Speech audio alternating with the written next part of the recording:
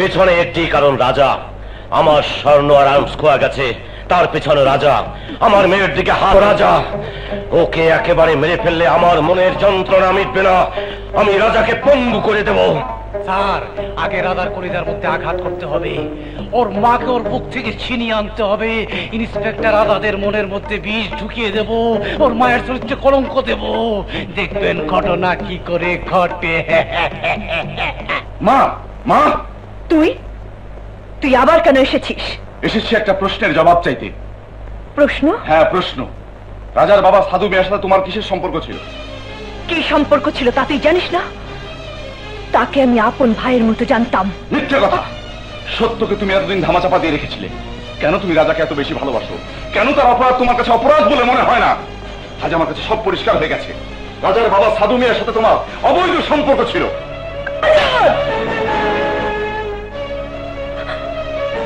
নিজের মায়ের চরিত্রের ওপর এত বড় অপবাদ দিতে তোর বিবেকে একটু বাজলো না? ইয়া আল্লাহ, এমন কথা শোনার আগে তুমি আমার মৃত্যু দিলে না কেন? মৃত্যু দিলে না কেন? চলে যা, চলে যা আমার চোখের সামনে থেকে। চলে যাবার জন্য এখানে আসিনি। আজ যদি তুমি আমার সাথে না যাও তাহলে তাহলে আমি ধরে নেব আমি যা শুনেছি সব সত্যি।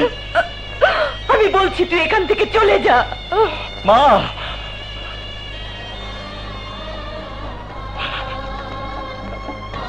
না মা, না, ভাইয়া যাবে না।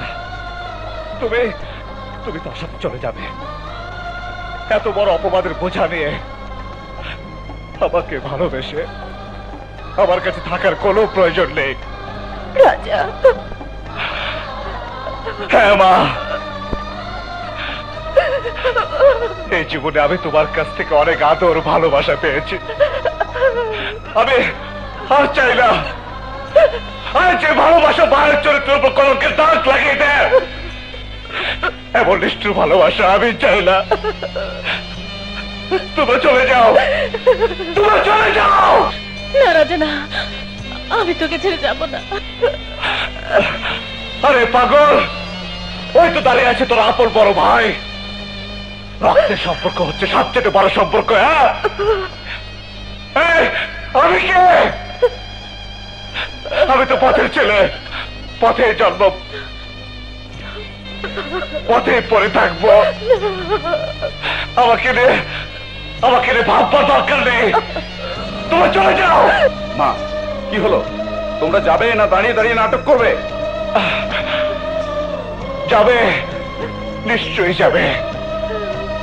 মা শিউলির উপর আমার চেয়ে অধিকার তোমার অনেক বেশি। মা, যাও, যাও মা।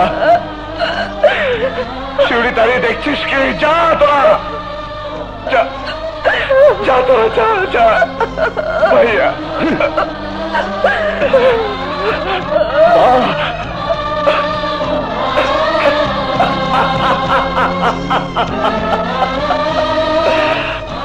আমার কেউ নেই। আজ থেকে আমি একা। আমার কেউ নেই, আমি একা।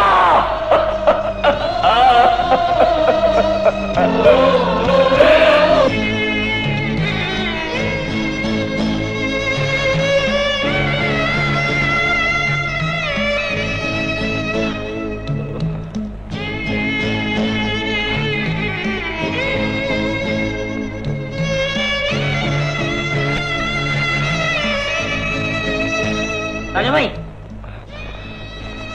রাজা ভাই, এই ব্রিফকেসটা আমরা লুকিয়ে রেখে দিয়েছিলাম, এখন কি করব? যা খুশি তাই কর, আমার মনটা ভালো নেই। যা নদীতে ফেলে দিয়া। আরে যা না, যা। আচ্ছা, এই চল চল।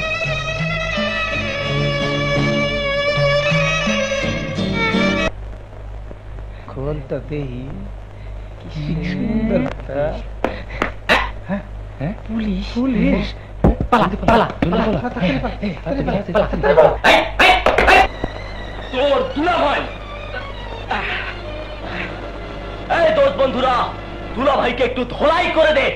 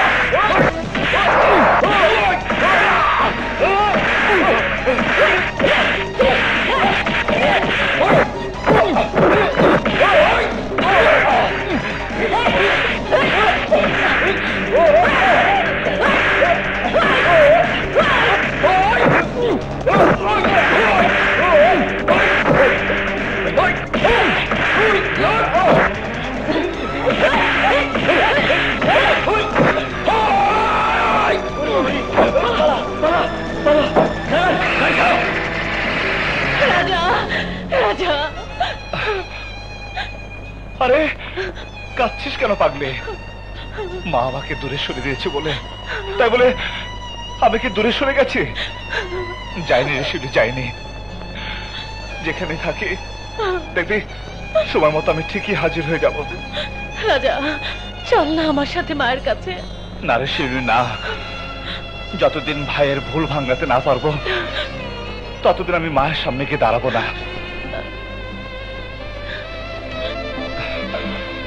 ইন্সপেক্টর সাহেব, আমার বোনটাকে বাড়ি পৌঁছে দিন। ঠিক আছে, চলুন। আসি।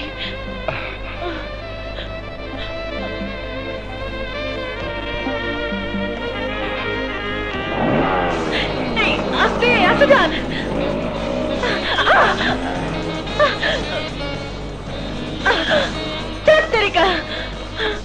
কি হলো, নেমে পড়লেন যে? বাড়ি যাবেন না? যাব, তবে আপনার মতো সুযোগ সন্ধানী লোকের সাথে নয়। বুঝলাম না। সামনে আর কতবার ব্রেক করবেন জানতে পারি কি? ভুল তো মানুষ বারবার করে না। যদি করেন? আপন ভেবে ক্ষমা করে দেব।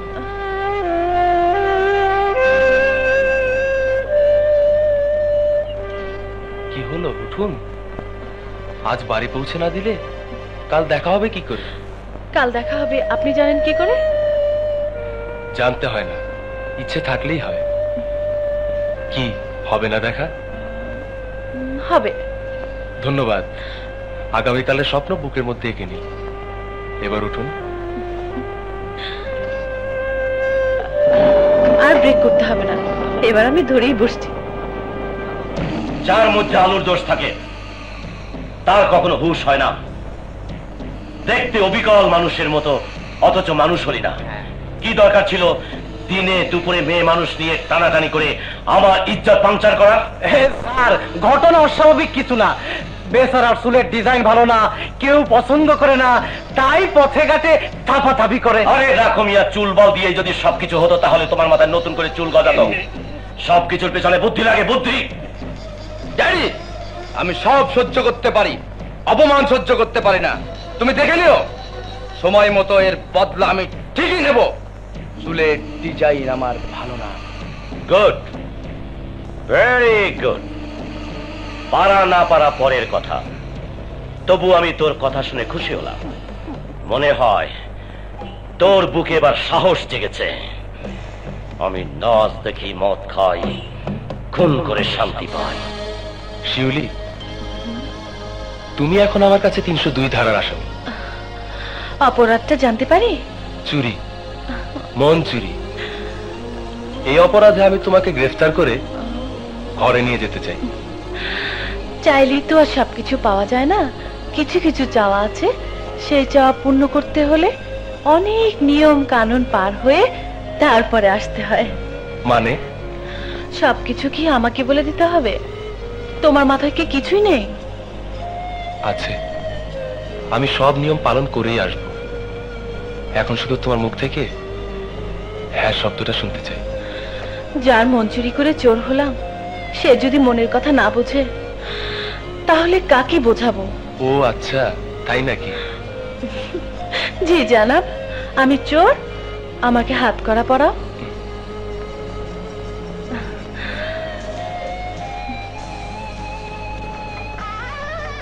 শিউলিকে আপনি বিয়ে করতে চান শুনে আমি খুব খুশি হয়েছি, কিন্তু মতামত দেওয়ার যে আসল মালিক তিনি হচ্ছেন মা।